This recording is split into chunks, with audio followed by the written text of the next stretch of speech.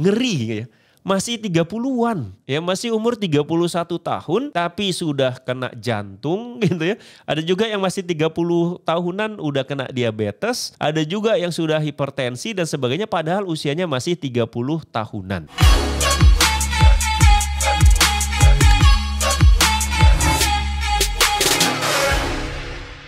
Bismillahirrahmanirrahim. Assalamualaikum warahmatullahi wabarakatuh. Ya, selamat pagi teman-teman sekalian. Semoga sehat semuanya, ya tidak kurang suatu apapun. Amin ya rabbal alamin. Jadi gini teman-teman ya, saya akan cerita ya kenapa saya mulai ketofastosis ya. Jadi yang membuat saya memulai ketofastosis itu adalah cerita tentang manusia purba. Terlepas dari manusia purba ini ada atau enggak ya. Terlepas apakah manusia purba itu ada nggak sih gitu loh. Beneran ada atau cuma karang-karangan orang saja. Nah kita nggak tahu. Tapi kita anggap saja ada manusia purba. Anggapan saja. Atau kita anggap biar nggak didebat gini aja deh.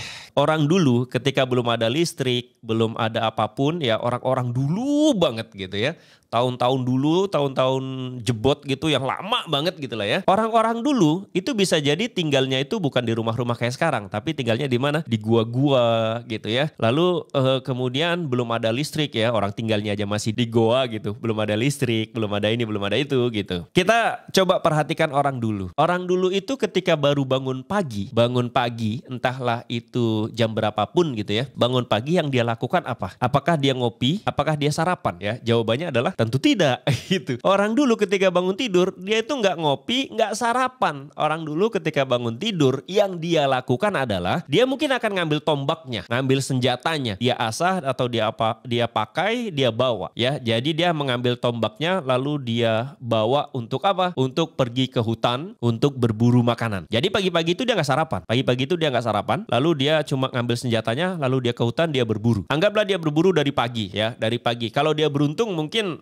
jam 11, jam 12 siang dia udah dapat. Kalau belum beruntung mungkin dia baru dapatnya sekitar di atas jam 12 siang. Nah kita anggap dia baru dapat misalkan setelah berburu berjam-jam, ada kelinci atau ada rusa atau ada apapun gitu ya. Lalu dia dapat satu jebret gitu ya, ditombak lalu mati rusanya. Lalu yang terjadi apa? Yang terjadi dia dapat makanan. Wah dapat makanan nih hari ini kata dia gitu kan. Lalu yang dia lakukan apa? Apakah akan makan di tempat atau dibawa pulang ke guanya? Yang terjadi dia akan membawa makanan yang barusan dia dapatkan untuk dibawa ke goanya, ke rumahnya. Kenapa? Kalau dia makan di tempat, di masa itu dulu banyak binatang buas, banyak harimau, singa, beruang dan sebagainya mungkin ya. Sehingga kalau dia dapat makanan hasil buruan, dia akan bawa pulang agar enak makannya di rumah, nggak terburu-buru dan tidak merasa ada bahaya. Sehingga dia akan bawa makanan itu ke rumah. Dan dia berburu dari goa tempat dia tinggal, dari rumah dia tempat tinggal sampai dia berburu itu bisa jadi berjalan kaki berjam-jam gitu ya. Udah jalan kaki ke sana 1 jam 2 jam, balik lagi 1 jam 2 jam gitu membawa makanannya. Sampai di rumah bisa jadi udah siang atau menjelang sore.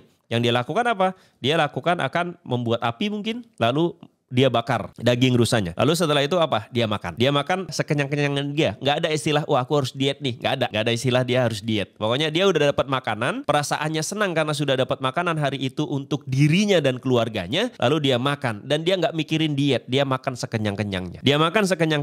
Lalu setelah dia kenyang, matahari kemudian mulai akan terbenam. Lalu kemudian menjadi gelap. Dia sudah kenyang. Yang dia lakukan apa? Yang dia lakukan adalah tidur. Ya begadang nggak dia? Nggak. Dia tidak begadang. Dia pasti mungkin jam 7 atau jam 8 dia pasti udah tidur. Jadi seperti itulah kehidupan ya manusia zaman dulu. Anggap saja manusia purba, kalaupun manusia purba itu ada. Saya ulangin, jadi dia tidur, bangun tidur dia nggak sarapan langsung berburu, dapat makanan lalu dia bawa pulang makanannya ke goanya atau ke rumahnya, lalu sampai di rumahnya dia masak dan sebagainya, dibakar mungkin, lalu dia makan sekenyang-kenyangnya, menjelang sore mungkin dia main-main sama anaknya di gua gitu ya, lalu pas matahari terbenam, lampunya mati, lampu alam mati, lalu dia tidur. Dan kita nggak pernah dengar orang-orang dulu itu diabetes. Ya, sejak kapan ada obesitas? Apakah orang-orang dulu obesitas? Tidak. Orang dulu itu tidak obesitas. Apakah orang-orang dulu makan nasi? Enggak. ya kan? Apakah orang-orang dulu konsumsi gula? Tidak. Yang dia konsumsi apa? Orang-orang dulu ya yang berburu ini yang dia konsumsi adalah sesuatu makanan yang bergerak, kelinci, rusa dan sebagainya dan sebagainya. Jadi dia tidak makan yang nabati. Karena zaman dulu mungkin keilmuannya tidak seperti sekarang ya, tapi dengan keilmuan yang zaman dulu yang tidak seperti sekarang, justru kehidupan orang-orang dulu itu sehat-sehat, teman-teman. Sehat-sehat luar biasa gitu. Orang dulu itu hidup bukan untuk makan, tapi dia mencari makan untuk mempertahankan hidup. Nah, itu bedanya. Kalau orang sekarang kadang-kadang kan kita hidup itu untuk makan. Hidup kita tuh kayaknya buat makan aja gitu. Bangun pagi gitu ya. Bangun pagi bikin kopi pakai gula. Udah gitu kayaknya hambar gitu. Kalau ngopi manis pakai gula nggak ada cemilan. Dibuatin lah apa? Dibuatin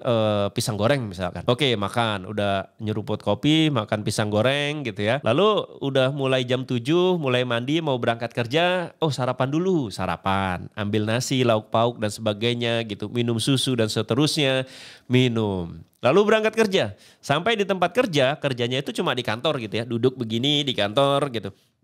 Tangannya doang yang apa? Yang menari-nari di keyboard gitu kan. Lalu kemudian, wah kalau kerja gini doang nggak ada kopi kayaknya pusing nih. Akhirnya apa? Bikin kopi lagi pakai gula. Lalu kemudian baru kerja gini, aduh kalau ngopi doang kayaknya nggak enak. Akhirnya apa? Ke Indomaret, ke Alfamart atau kemanapun beli cemilan. Cemilannya apa? Bisa keripik singkong, bisa kentang goreng, keripik kentang gitu ya, atau roti dan sebagainya, biskuit. Nah, lalu kita sambil kerja makan biskuit, minum kopi, dan itu gula semua loh teman-teman. Dari pagi tadi kita ngopi, sarapan sampai kerja itu gula semua. Nanti ketika makan siang yang dilakukan apa? Wah, udah jam 1 nih sholat zuhur gitu. Setelah sholat zuhur makan dulu nih gitu ya. Bukalah bekal. Kalau memang dibawain bekal sama istrinya, buka bekal kemudian dibawa dia makan. Bekalnya itu biasanya apa? Pasti ada nasi dong. Nasi. Apa lagi? Mungkin tempe goreng atau ikan atau ayam, ada tepungnya misalkan atau apapun. Itu juga kalau dihitung-hitung itu gula juga itu. Ya jangan beranggapan bahwa gula itu adalah sesuatu yang manis-manis saja. Enggak gitu ya. Jangan berpikir bahwa gula itu cuma gula pasir, gula merah, gula aren. Enggak ya. Gula itu ya nasi itu kalau dimakan kemudian masuk ke dalam tubuh kita itu jadinya glukosa dan glukosa itu gula. Nah seperti itu. Nanti udah makan siang balik kerja lagi. Wah ambil kerja ini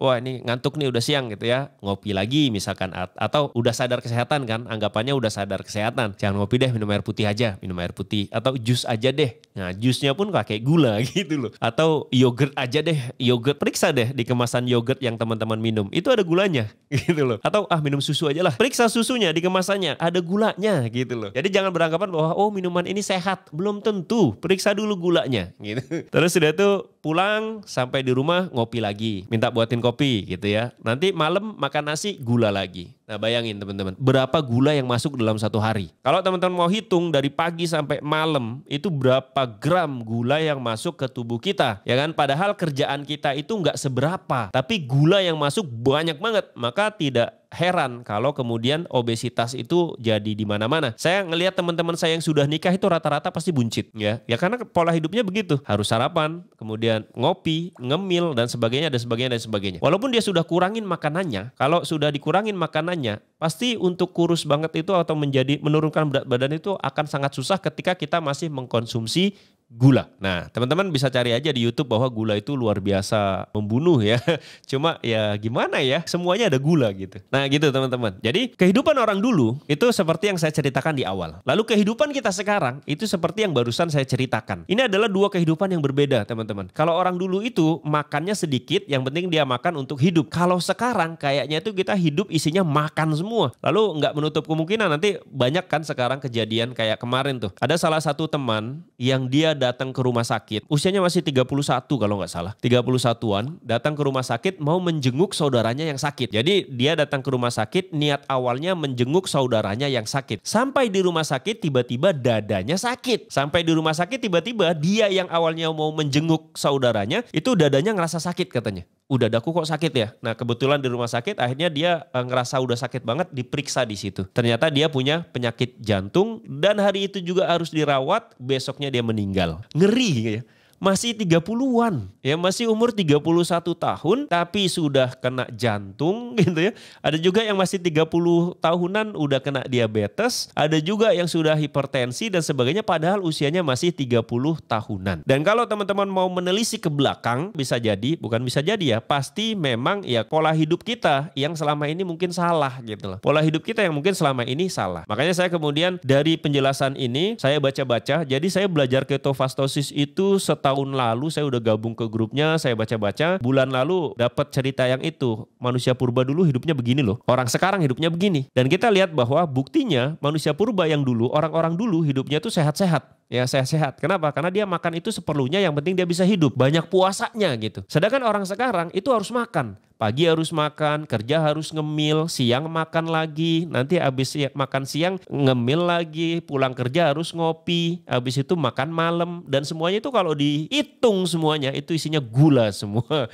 Dan gula itu ya nanti kalau teman-teman terlalu banyak masukin gula ke tubuh, pankreas kita akan bekerja lebih keras. Pankreas kita akan bekerja lebih keras untuk mensekresikan insulin. Lalu kalau tidak tertolong lagi, gula darah kita akan sangat tinggi di darah. Ya, gula akan sangat tinggi dalam aliran darah kita dan terjadilah diabetes. Nah, diabetes ini adalah silent killer, teman-teman. Jangan sampai teman-teman terkena diabetes. Sehingga sebelum terjadi itu, teman-teman harus berpikir, kira-kira sekarang gaya hidupku sudah benar atau belum? Kalau belum, yuk sama-sama berubah. Ini saya baru 3 mingguan menerapkan pola hidup ini. Yang saya rasakan adalah saya 3 mingguan bisa turun, sekarang hampir 6 kilo turunnya, luar biasa. Dan kalau dibilang apakah lemes? Tidak, saya tidak lemas. Ya, saya tidak lemas, saya tetap berstamina. Kemudian saya juga setiap hari fitness walaupun cuma 30 menit saja. Ya, 30 menit, 40 menit, kadang 1 jam. Hari ini saya fitness 1 jam lebih dan saya membakar 500 kalori kira-kira. Karena saya lagi puasa kondisinya, jadi yang penting saya bergerak. Kalau kita lihat kehidupan orang dulu, kan lihat dia ya. Selesai makan malam, lalu besok paginya dia belum makan langsung berburu. Jadi di situ kita dapat pelajaran harus moving,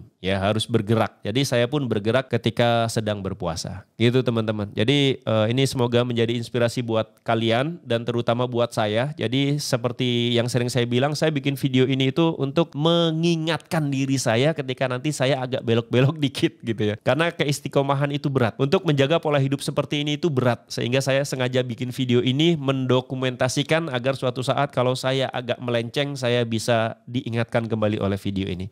Terima kasih teman-teman. Semoga bermanfaat. Assalamualaikum warahmatullahi wabarakatuh.